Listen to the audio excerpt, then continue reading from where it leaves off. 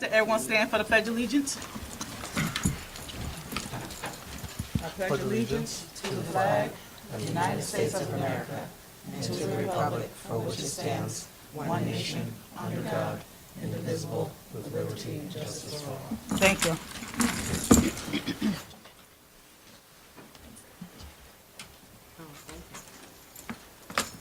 I would like to make a motion to accept the agenda as presented. Second. All in favor? Missy? Mark DePace, Here. Sheila Graham, Kirsten Gustafson, Here. Lauren Jones, Willette Jones, Here. Calvin Lewis, Lakia Walker, Here. Thank you.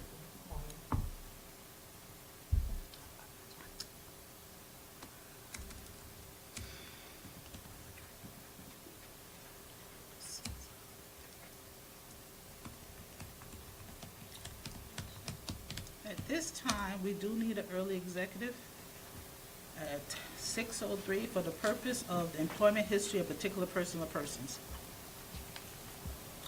Second. All in favor?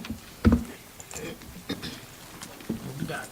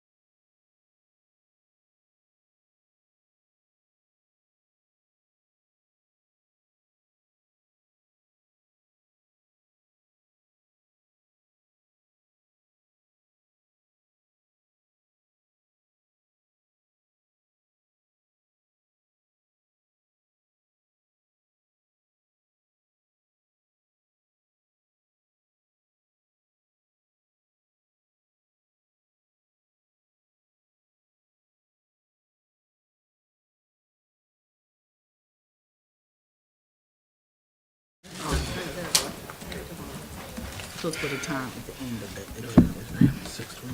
So we exit executive session at 6:24.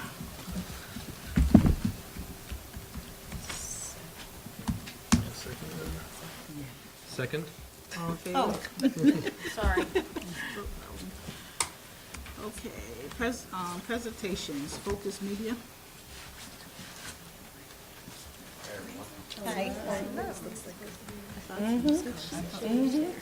Well, good evening. You guys can hear me okay, right?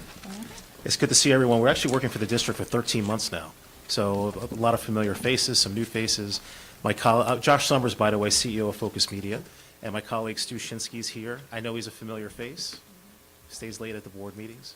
So we thought with the new school year coming, the new budget, it would be helpful to do a presentation about who we are, just as a reintroduction.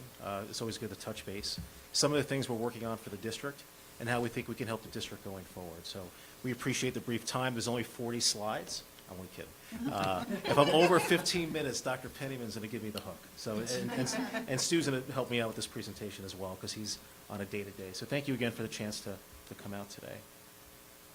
Okay, just a little bit about us. I started Focus 22 years ago as a radio broadcaster and served as a casino marketing executive for a long time. And, well, not that long, I'm pretty young, but learned a lot in a lot of different areas, and I thought that we had the chops to start a PR and marketing firm. And over the last 20 years, we served several clients in education. And one of our, which I'll touch on, one of the ways we meet school districts are during difficult times where there's a crisis. And then we find a relationship and oftentimes continue what we're doing, similar to what we did here in Hudson. So a little background about us. So we do it all, and we do it in-house, from writing press releases, media relations, advertising campaigns, branding, and we work in a lot of different industries. Besides education, we do work in gaming, we work in healthcare, probably 20 different industries over the years. And we think because we don't just do one industry like education, we're able to take best practices from many industries and stay ahead of the curve. So that's one of the things, and I'll touch on a couple of those things that we've done for school districts around the state. A little bit about who we work for. We've worked for districts all over the state. We do quite a bit in Westchester, New York. And we work, and the populations of all those districts are very unique. So there's not a cookie cutter approach with working with each district, and they all have very, very different needs. So Mount Vernon schools, New Rochelle schools, Edgemont. We've worked with private schools, and I'm going to touch on in a minute about what we do on school bonds, and we're very proud of what we do there. So by way of example, with school bonds and budgets, oftentimes, or even a budget or a $100 million bond, whatever those things might be, they're challenging, and misinformation or other people in the community defining what your plans are sometimes can kill a project, kill a budget, whatever it may be. So we work with districts to get their message out in a thoughtful, comprehensive way that communicates with the community about what they need to know. Now, bonds and budgets, there's no persuasion allowed, but you can still do an education campaign so that you're the source of information. And then also develop a community relations program that really creates an open dialogue. Two examples, we first met New Rochelle schools. They're a very large district. They have 10,000 students. And they had a bond that failed by a 2-to-1 margin. And after it failed, they said, well, we need help. We need some outside counsel. They had an in-house communications person as well. And what we did is we did a much more comprehensive campaign that touched people in different ways. Oftentimes, school districts, they send out their budget newsletter, they have a few hearings, and that's the extent of it. Well, we made a couple of videos. We used Facebook to promote it, and then we even did a paid boosting campaign of the video, and we got 50,000 views of that video.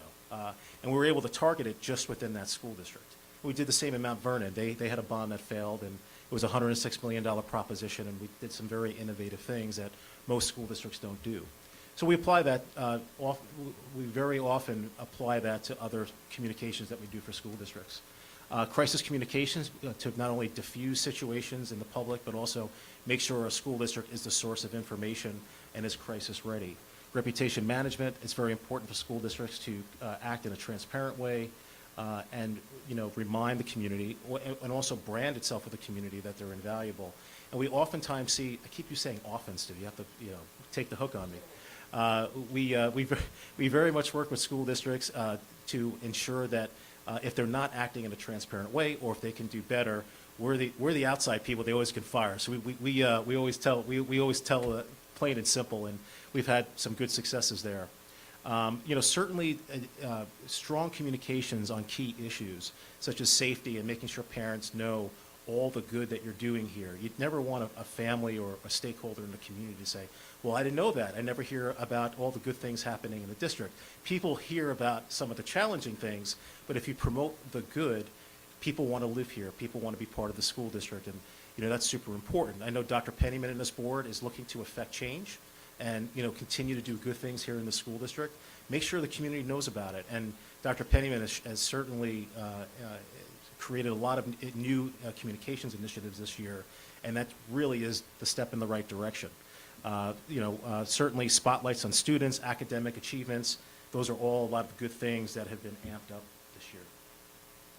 So, why focus? So a few of the points of difference we think we brought to the district over the last 12, 13 months is a higher level of thoughtful communication and strategy. And Stu's going to touch on in a few minutes how we first met.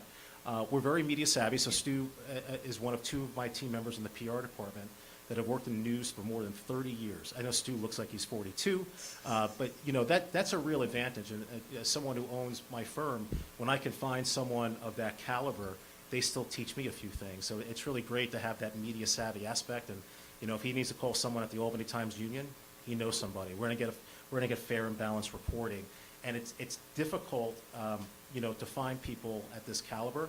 We're happy to pay for it. We're happy to find the best in the business, and we want to find that for our clients and provide that. We mentioned we think we bring a high level of sophistication. Certainly, we want to learn what the school district's goals are, the superintendent's goals, the board's goals, and make sure that we develop a marketing and PR plan that will publicize that. And you'll notice that almost every meeting we have a representative from my firm here. So not only are we available 24/7 for a crisis, we sometimes get phone calls at 3 in the morning because there might be a building sting or there might be an event that the school district needs to have readiness for students that come in after a tragedy. We're always on the ground and always available for a phone call. And you'll also see us here at evening meetings. That's not a limitation for us. We can be on site when needed, and we know that's not always the case with people in our business. So I'm going to call Stu up. He's once again on the ground here doing a lot of the day-to-day. This is Stu Shinsky, our Vice President. Thank you, and again, thanks for the time today. So most of you know this, but I'll just run it down for those of you who might not. How did we meet?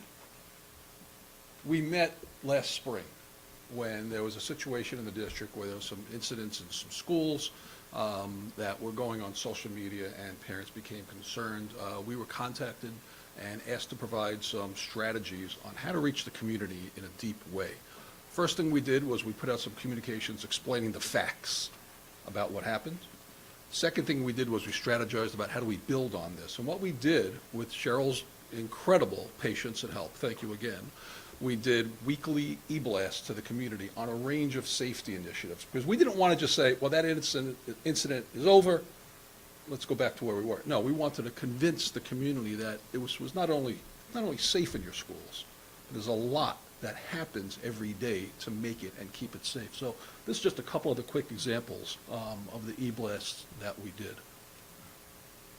We also realized at the time, well, what is the crisis communications protocols in the district? And what we found out was that, well, they weren't necessarily organized and aligned in a concentrated way. So we came up with a crisis communications plan. We created a PowerPoint. We created protocols about tiers of events and how to respond to different specific situations in each type of case. And we also talked a lot to the district administration about the protocols for aligned communication. Who would notify who and why? And we came a couple of months ago and we did a training session for the leadership of the district that went through this PowerPoint and went through the protocols. And one of the key things about getting your message out there is that you want to not just have the right message, but you want to make sure it's the message that you really want out there. And that comes from internal communication, strategizing, and being consistent. where what you do now, what your protocol is this week, should be your protocols in 2 weeks, in 5 weeks, in 6 months. So an organized strategic approach we offered. What we do for the district now is I'm on call every day. I speak to someone from the school district just about every day. I'm certainly on email with many folks every day of the week. We've helped out Dr. Pressey with some DEI work. We helped out with the newsletter that comes out. We do the design for that newsletter, and I contribute writing to that. And I got to say, it's a heck of a newsletter because it really provides an in-the-classroom perspective of what's happening every day that's really good about this school district. And I as someone who's not a Hudson resident, but I know this area very well, having lived here for 30 years, you guys have a lot of good things going on, and it's important to tell that story. And that's one thing the newsletter does. And we worked with your team to expand that and to give it a very sophisticated look and feel. But beyond all that, we do crisis communications. When the football program is going through some changes, I was at that meeting, we put out an e-blast on that. We helped a statement to honor the fall athletes. It's not just the crisis, but it's all the good things you want to get out there. Did some information for the community about bond limit changes that came through from the state. The teacher's contract, we collaborated with you on that. Last spring, there was an issue with one of the productions, not a big thing, we were able to help with that. One of the properties that had been a discussion subject at previous meetings, we also provided on that. Certainly when Dr. Pennyman came on board, we led the effort to introduce her to the community, creating an e-blast. I worked with Dr. Pennyman on 125-day report publicity. You guys see me here in the meetings as well. And this little logo, we're very proud to have designed that for you guys. So we try to offer in many ways, and we do collaborate any way and any possible way that we can. And you guys know me now. I'm not shy. I'll suggest things. Hey, how about this? How about that? So that's him. We're going to see it though. Stu and I are both born in Brooklyn, so it's a double whammy there. And by the way, I said we're happy to pay for people like that. I mean, I'm happy to pay for people like that can really help our clients. So I already spoke about me. Stu, like I said, he worked at the New York Times Company, Gannett. It's great to have not only helping our clients, but also counsel to me, so we always can grow. Victor Corius, he's our Assistant Vice President of Creative. He's actually going to be here today, but he's wrapping up a photo shoot. This is a great guy. He's been with me for 12 years. He runs all our creative, our video production. We've done videos for the school district. And I hope he can come back up here for a meeting sometime soon.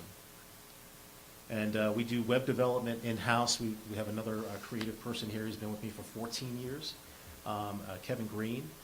He helps us with email marketing. He and Victor design your email blast. Just a really good breadth of talent at the firm. So we're currently working on a flat monthly fee. There are some options that we just wanted. Dr. Pennyman thought we should, share, some of the options going forward. Typically, a flat monthly fee creates a predictable cost, and just said, there won't be variations in billing, and we can be steady counsel available 24/7 to the district. And certainly another option is for us to have an expanded role. We know you have BOCES as a partner as well. We as well have the ability to put an embedded person here a few days a week, if that's something the district was looking to explore. And when we first started, we were on an hourly rate as needed. That's certainly an option as well. Most of our clients find value to have that flat, predictable amount, but we're always here to have a conversation about it. So we very much appreciate our partnership, and I think we're doing some meaningful things together. Thank you. Thank you very much for being here. Thanks for listening. Stu's better presented.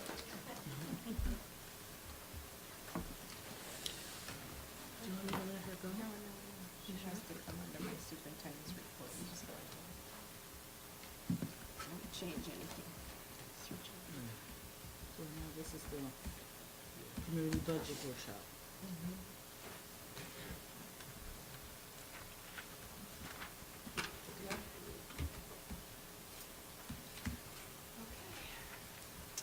Mine's not as long, or maybe it is. I'm here to talk about our preliminary budget. I want to emphasize on preliminary. There's a lot of things that are unknown still at this time, including our state aid situation. So we're going to talk about what we're looking at right now and what we're looking at down the road. But I first want to bring it back to what is our purpose, because the budget has to have a purpose. Our budget is always to support the students, make sure they're provided programs that are valuable to them and provide them a good learning experience. They're engaging, student focused, and all of these things are topics that were covered by Dr. Pennyman in her 125-day presentation. And this is just to further discuss those purposeful things that we're doing to find that pursuit of excellence. We're strengthening our instruction and leadership, we're improving practices, and we're supporting our students in interventions. So what does all that mean? Expenses, I start with expenses first. Our budget's usually actually built the opposite direction, but I think that it's important to know where we spend our money in order to know how we're going to pay for it all. So as you can see, the largest part of, and I'm a visual person, so I kind of did words and a picture, because for me, I can see what we're looking at just from the picture. 42% of our budget goes to payroll. 24% goes to benefits. 25% goes to instructional programs. What's covered under instructional programs? That's going to be our general education, special education, transportation, maintenance of the buildings, and all of our BOCES programs. So the BOCES programs and all those things are 25%, where our payroll is the other 42%. And then debt service, those are things for when we've done capital projects, so all of the debt we owe on doing those projects from years past. Here's our revenue. How do we pay for all of that? 47% of our revenue is from our community. It's our taxpayers. 47% of what we pay our bills off of is from our taxpayers. 45% is state aid. They're very close, neck and neck. And then other revenues are going to be items such as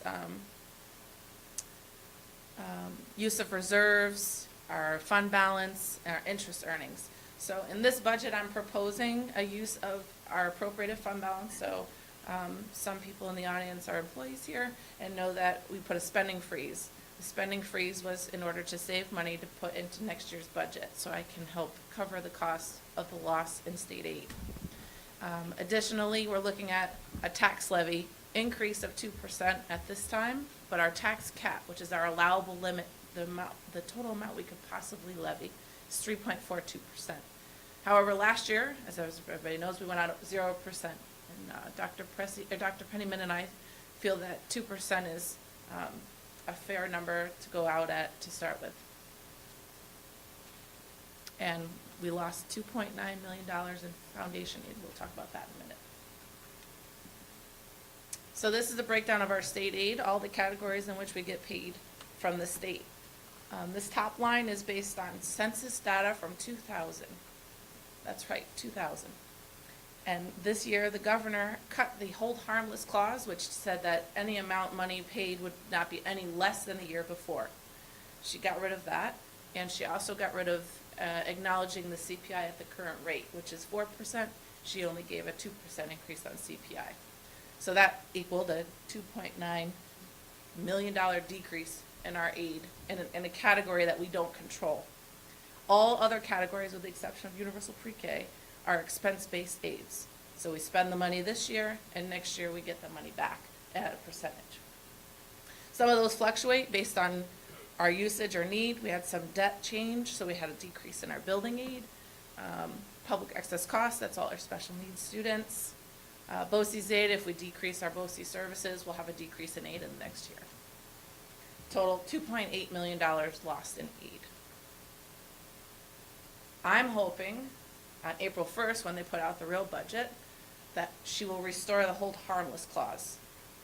I'm hoping that she restores that and gives us exactly what she gave us last year, so I can fill the hole with appropriated fund balance and use of reserves. If she does that, we would have an increase of $115,000, which isn't very much in state aid, but like I said, we're going to go out to 2%, and I have other ways to fill our gap. This is just the history of our tax levy over the years, the past 4 years. We always stay pretty in line with the tax levy. Last year, as you can see, 0%. This year it's 3.4, and we're only proposing 2%, which is the same amount that the district asked for in 22-23. Which yields, just so everybody knows, that 2% yields about $499,000 in increased revenue from that revenue line. If we go out at 2%, this is what that means for all the taxpayers in those areas on a fully assessed home at $200,000. It's about, on average, probably a little bit low for the value of homes in this area, but it's an even number and easy to move from up or down. So for example, if you live in Greenport, this year you're paying $2,487. Next year, with a 2% increase, you'll pay $2,536, which equals an increase of about $50 or $4 a month. And this is without equalization rates, which also changes this figure. So our budget scenarios are this. If we don't get the restoration of foundation aid, the district has a $2.267 million gap that I need to decrease our expenses in order to fill what we can afford in our projected revenue. If the governor restores, our gap will be 0, based on my plan as it's proposed. What are some of our unknowns? April 1st, we're hoping to get the state budgets due by April 1st. So what happens is the governor meets with all the legislatures and decides whose programs she's going to support, changes her original budget that she released in January, and combines it with that of the executive cabinet. So my hope is she comes out with that we get that increase. Dr. Pennyman and I met with Dee Dee Barrett on Lobby Day, and we discussed all the pressures on our budget, things such as out-of-district placements, residential placements for students with special needs. That's a $2 million budget line.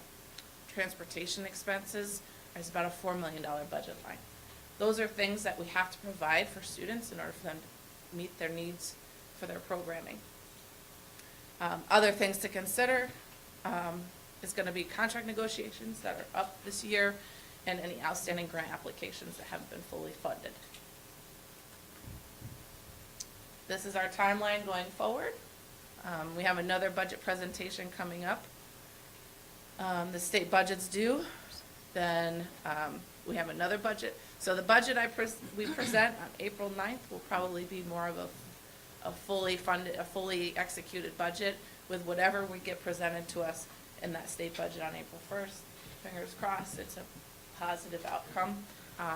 Otherwise, we have to start sharpening our pencil a little bit more.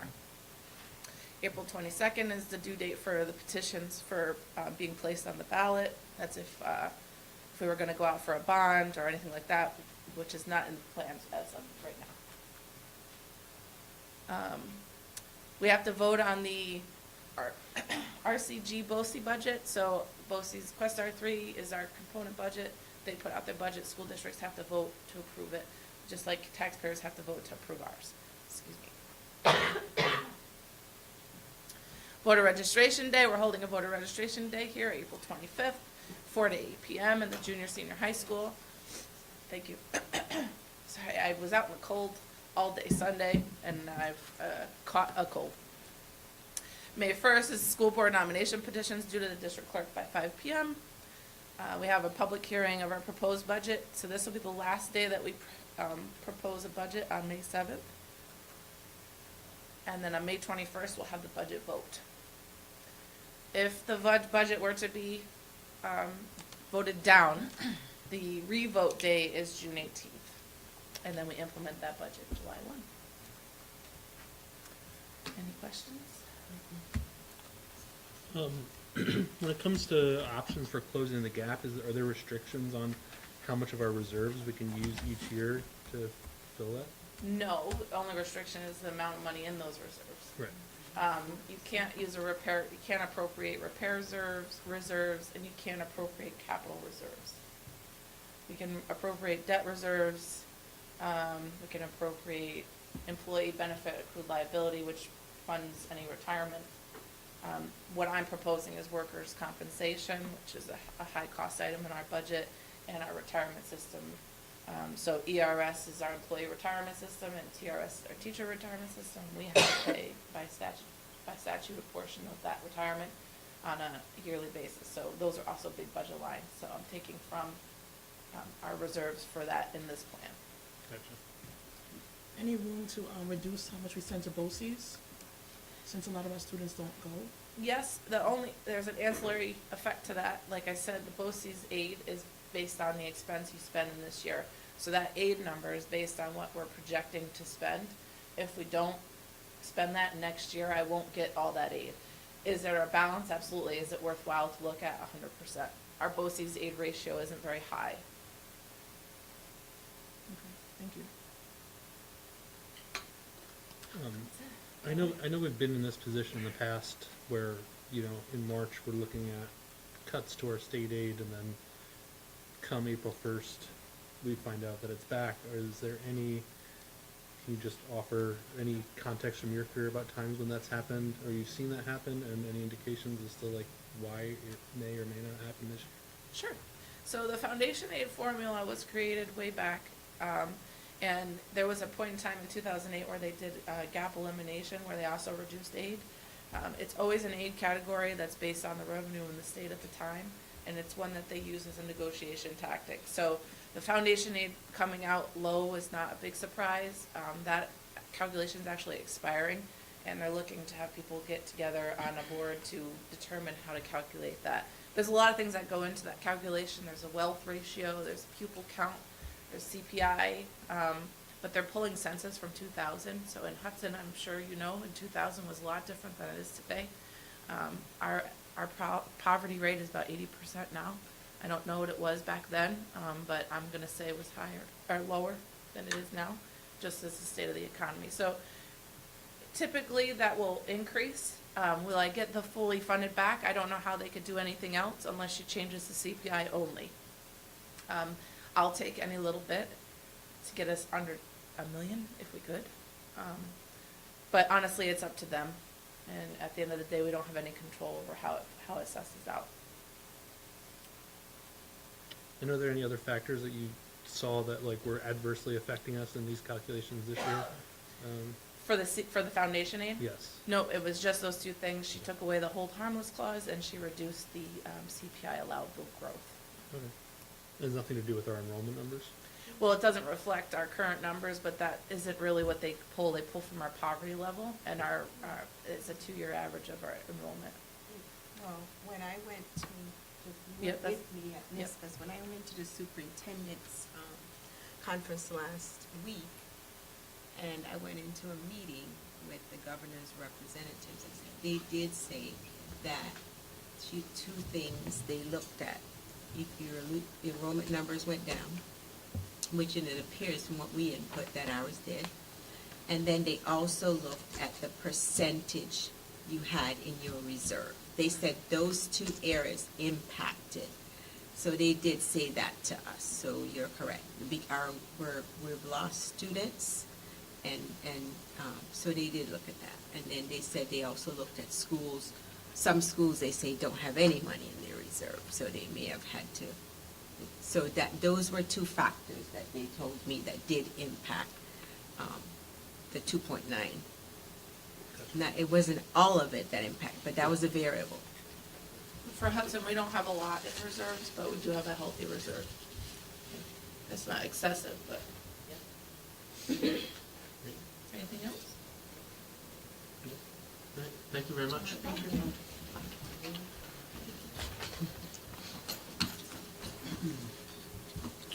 Personnel agenda. I'd like to make a motion, to set personnel agendas, items A through M. Second. All in favor? Public forum. Ladies and gentlemen, we're about to convene in the public comment period of our meeting. Although state law does not require us to hold a public comment period, we've chosen to do so because we believe it's crucial for us to hear from our community members about their concerns and issues. Having said that, please note the board is here to listen. The public comment period is not designed to be a discussion. Accordingly, please do not expect the board to respond to your concerns or questions tonight. This is because we take your concerns and questions seriously and want to have sufficient time to process and research issues if need be. We will, however, respond to your questions and concerns at a future meeting or have the proper staff member get back to you at the appropriate time.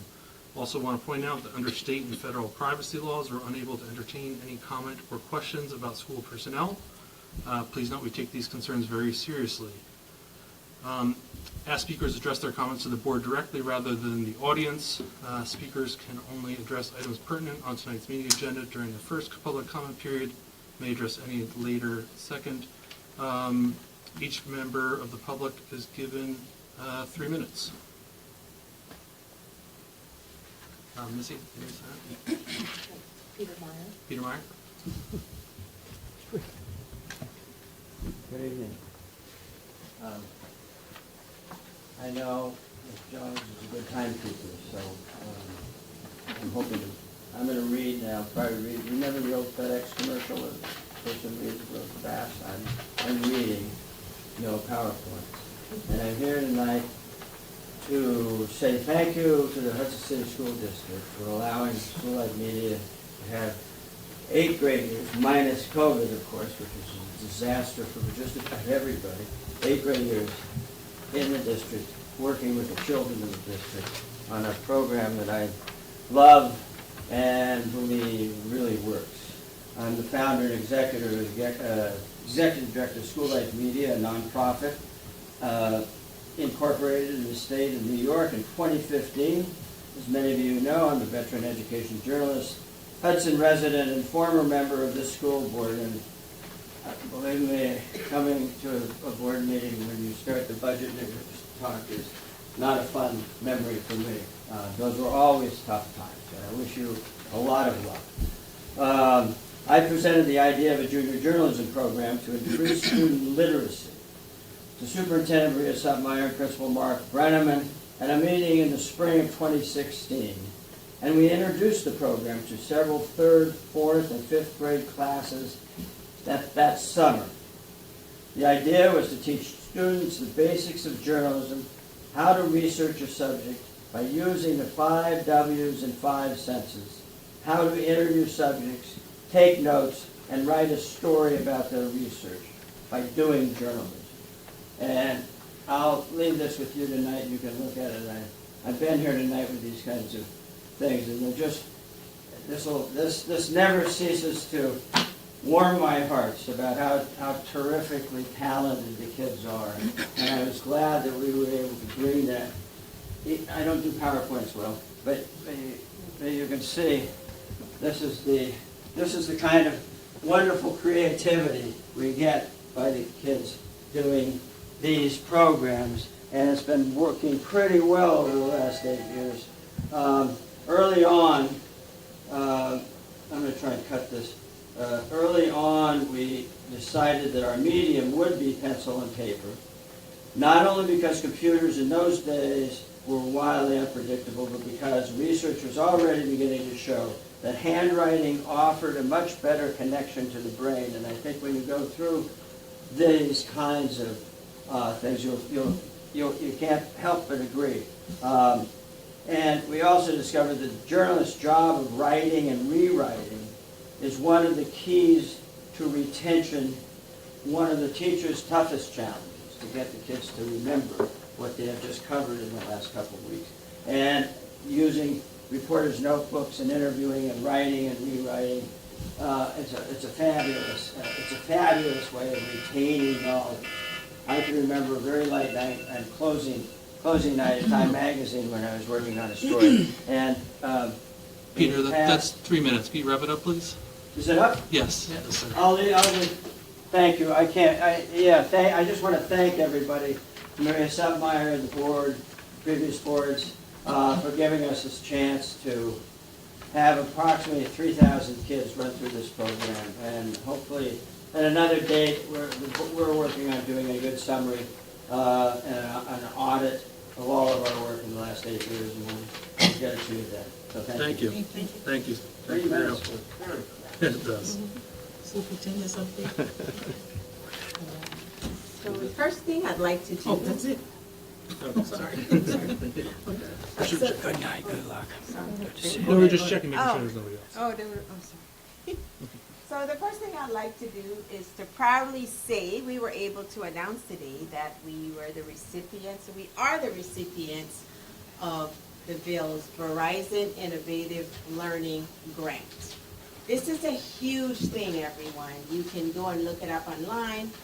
We competed with districts across America, and we were able to be in the 11th cohort. This is a big deal for Hudson.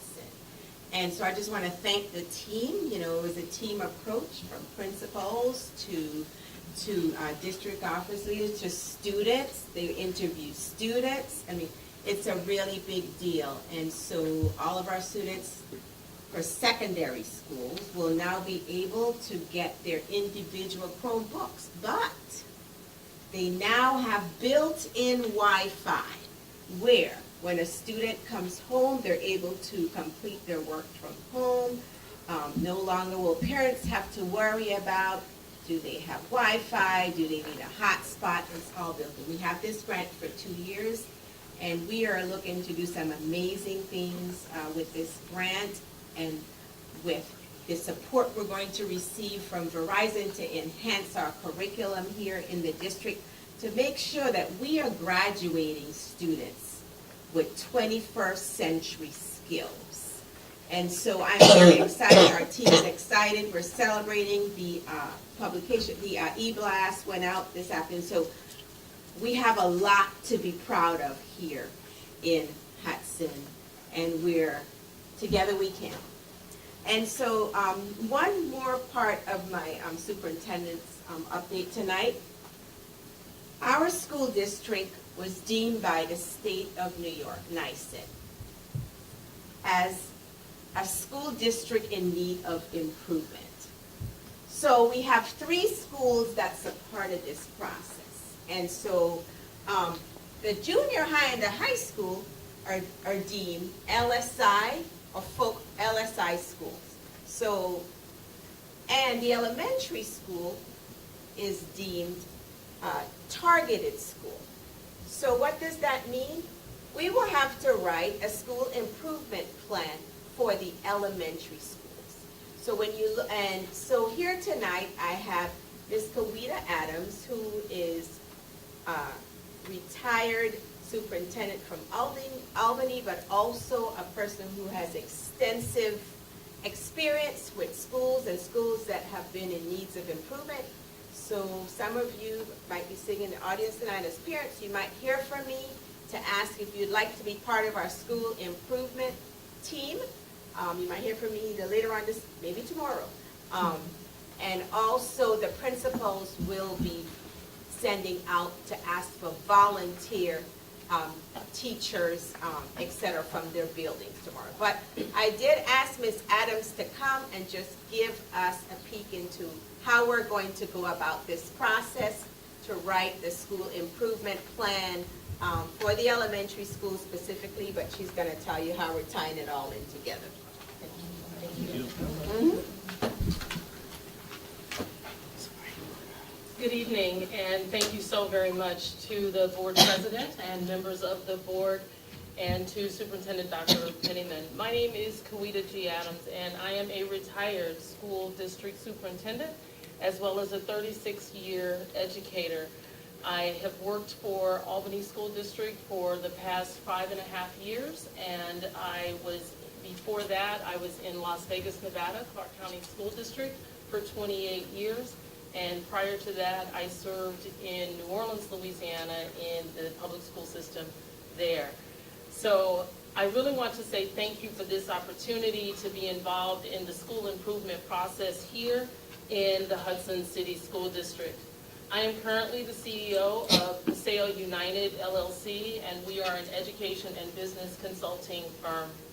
I am excited to be here as we begin to navigate the New York State Education Department process regarding school improvement planning and the submission of what we call the SEP, which is the School Comprehensive Education Plan. My role is to work collaboratively with the Hudson City School District in this planning and submission process. As you know, the elementary school has been determined as a targeted support and intervention school. That's the TSI. And this lends itself to the school developing a school improvement plan. This process, and you're going to hear me say this over and over again, is a collaborative process. It is not something that's done in a back room and then it's put on the table and then voila, here we have it, and we never look at it again. It is a collaborative process. And in addition to ensure that continuity of instruction and the cycle of continuous improvement, both the junior high school and the high school will be developing a school improvement plan in a very similar process. So what is that process? First of all, it is to establish your SEP team, the School Comprehensive Education Plan team. And this will be representative of various stakeholders from the community. Then we will administer a survey which goes out to parents, students, faculty, and staff alike. There is a 5-part needs assessment that we will need to complete as well. And then we have to analyze all of this data and look at how it aligns with our student performance data. That's where the real work starts to happen, because all of the people on these collaborative committees will then start to look at what are those interventions that we need to put in place, and then what are the strategies that we need to put in place for the school comprehensive education plan. Once this plan is developed, it's shared, of course, at all levels, and the board will approve that or not approve it, but you definitely will ask questions, because the ultimate goal is to have a plan that not only the board supports, but that the community and the school community supports as well. And then it's submitted to the New York State Department of Education. Once that happens, then we start with the implementation and the monitoring process of the SEP. The requirements, the survey is a requirement, and all parties, the students, families, faculty, and staff, have to be engaged in that survey process. The internal 5-part needs assessment is also a requirement. The annual improvement plan is a requirement. And the school comprehensive education plan, or the SEP, is also a requirement. Our timeline is a very tight timeline. It's approximately 3 months from now until May. My role will be to ensure that we meet those due dates, and that, as prescribed by the New York State Education Department, develop this plan for the elementary school, but also for the junior high and the high school. In closing, this will be the work of all of us working collaboratively to analyze the data, the surveys, and to ensure that the decisions that are made in the best interest of our students. The work of the school improvement and district improvement teams will be to manifest the district's goals as outlined by the superintendent, to maximize and strengthen the instructional core, to strengthen the instructional leadership capacity, improve data-driven practices, promote a positive and inclusive school environment for all stakeholders, and to increase monitoring and accountability. It has been a pleasure meeting with you this evening. I met with the leadership team earlier today, and that was also so enlightening to just see the camaraderie and to see how decisions are made and the process that you go through as a leadership team to work together. You could hear that every decision is based on what's in the best interest of our children. So I thank you again, and I look forward to our work together on behalf of all of our students. So thank you very much. Thank you.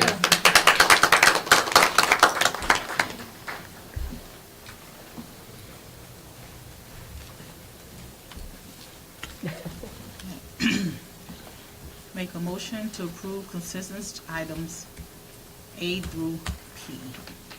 Second. All in favor?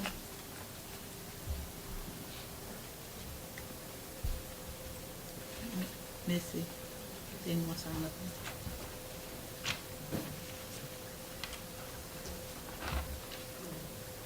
No? Thank you.